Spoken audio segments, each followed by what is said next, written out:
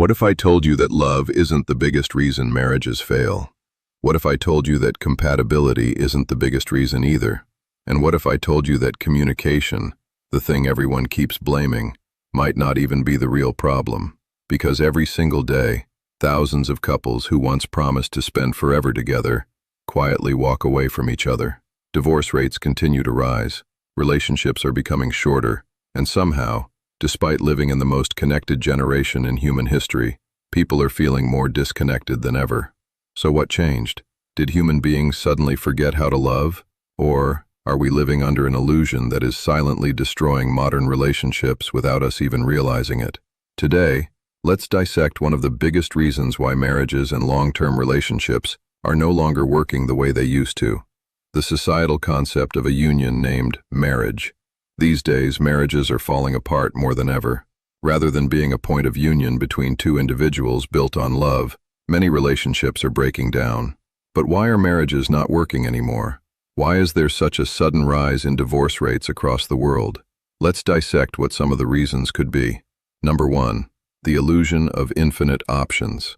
We live in a digital world. Every individual now thinks that if one thing doesn't work out, there are countless other options waiting.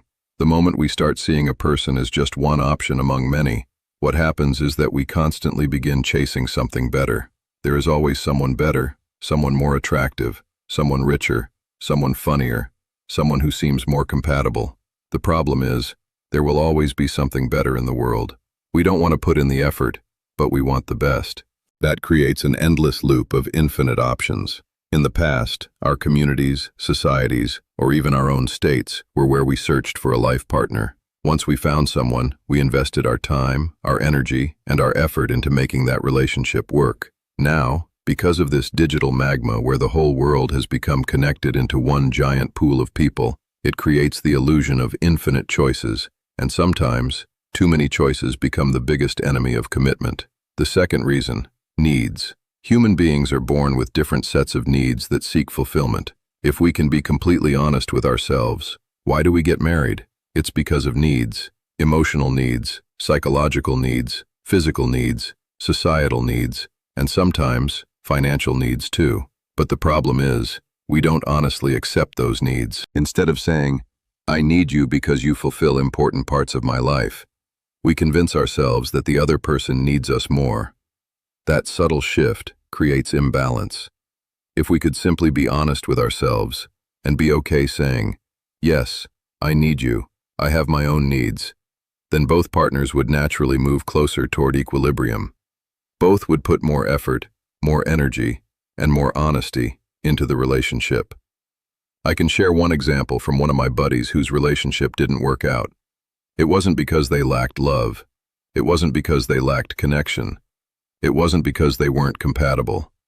The real problem was the inability to honestly accept their own needs. What followed was ego, then ego clashes, then emotional distance, then frustration, and finally, boom, a breakup. What I'm trying to say is this: it wasn't compatibility. They had been together for 7 years. It wasn't love. From the outside, it always looked like love was still there.